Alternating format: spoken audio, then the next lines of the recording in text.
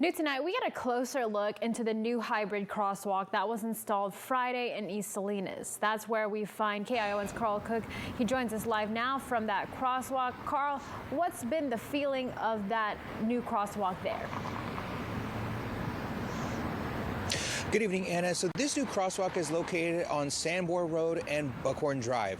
The new technology here installed, called the pedestrian hybrid beacon, makes things a little bit easier for people who want to cross this intersection.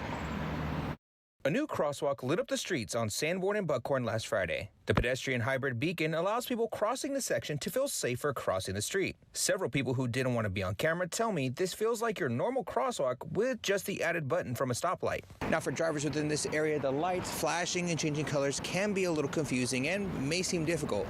But to make things a little easier, I recorded a step-by-step into how those lights work and also how it looks from the pedestrian's point of view. First, the person walking will approach the button and press to signal they want to cross. Once that happens, the stoplights will first blink yellow and turn completely yellow, letting drivers know someone is going to walk. Once the lights turn completely red, all cars have to stop and the person can cross the street within the time given. Once everyone is across, the lights will start blinking red. Drivers will need to treat this like a stop sign, but if walking traffic is all clear, they can drive as normal and the lights will shut off until the next person presses the button to cross.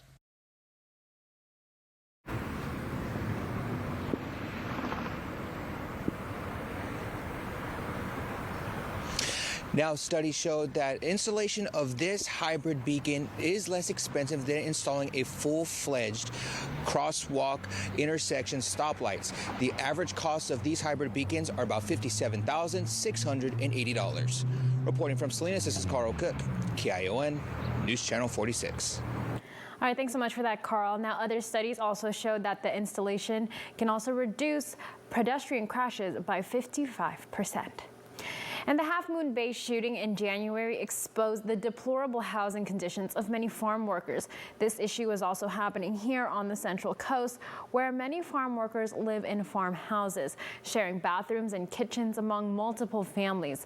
A farmer told KION in some low-income apartments where he has lived for 8 years, several families shared homes and have no resources to repair damage to their housing, adding that some live in studios that are divided through curtains and during peak harvest season are shared by up to 7 people at a time. A person who lives in a mobile home in Salinas tells us that 20 years ago, she and her neighbors were able to buy property in that community for less than $35,000.